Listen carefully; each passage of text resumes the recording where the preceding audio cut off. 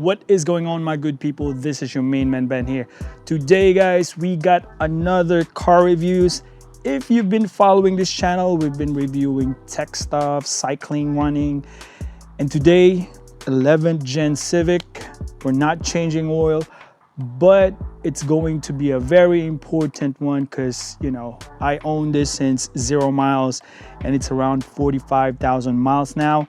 We are going to drain and refill the transmission fluid of our 11th generation 2023 Honda Civic Sport. Very easy. I think you guys can follow this through. One thing I could tell you though, I got a lot of hateful message about how to lift this car because it's kind of really low. But then again, choose your own method. I will pick my own method because I'm very familiar with it. I just rotate the Honda Passport, my wife. I'm going to use the jack of that one. And then I got another crocodile jack. I'm gonna jack in front and I'm gonna lift in the back with my small ramp that I purchased in Amazon. You guys saw me on how I use that in my oil change. But then again, that's how I approach this. Once again, it's not like a, you know, transmission fluid with the filter. It is just drain and refill. Very easy.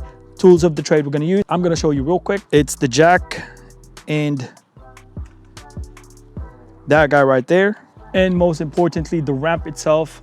The way we do it is we want it to be as level as we can when we try to at least refill the transmission fluid. That way it'll be in the right level. And I tell you right now, there's a lot of ways to do this, but the easiest approach that I think a lot of people are having problems with is reaching out to the actual drain that you're gonna refill your fluid.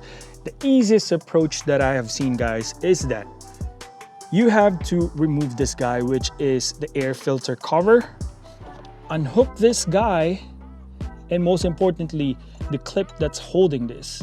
I know it's embedded in there, but get a flat head screw and you can work your way out so that you can pop that guy. Next move is just that you can take it by hand and the drain plug is right there. It's a very small hook. I'll see if the Osmo Action will be able to show you later on.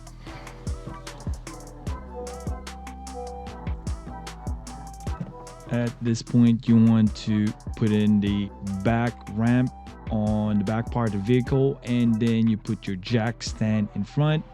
Time to remove the underneath protective plate. Get all the screws together, put them aside so that you don't lose them. On this part, that would where we drain our fluid. That would be our leveler. So drain, that would be the one. Make sure. And we are using the HCF2 transmission fluid from Honda. This is where we want to be more precise because, you know, you're using a Honda vehicle. Once again, guys, I apologize. That is where we drain it. The video, the actual one that I did went hiccup and I don't know where it went. But all you got to do is remove that guy to remove that transmission fluid and you should be good to go. Now, this is where we access the drain plug or the protected plug. That way we can put the funnel. I found out that the funnel itself is kind of like long enough, but it doesn't work out. Little hack, go get a smaller black panel in there. It fits perfectly. And then you put the bigger one on top. That way it's easier to fill up the transmission fluid from the top. Let me show you real quick. That's how it looks like. Just a little, you know, hack. Now it's time to put in that nice, very, that smell gold color. Is that gold? But it's time to put in 4 quarts. I specifically put 4 quarts because manufacturers really do not put exactly 2.9. What I do is it's around 3.2 or so. We're going to check the level anyway I would like to put in the right amount. I would prefer to have more, and then we're gonna drain it to the leveler. That way we're not missing, or I'd rather have a little bit more. So we're gonna access that leveler up there. You can actually access it from the top, which I did. And now we're going to check the level, and we're gonna leave it like this, guys, until the fluid starts to trickle. At this point, I probably left it like around 5 minutes. It keeps on draining. There's a lot of fluid coming out. It's leveling itself. So until then, once again, until it trickles. That's really fast right there. Until 5 minutes later on, you can see it's starting to trickle. And that's where my indicator that it's time to close it up, and we are good to go.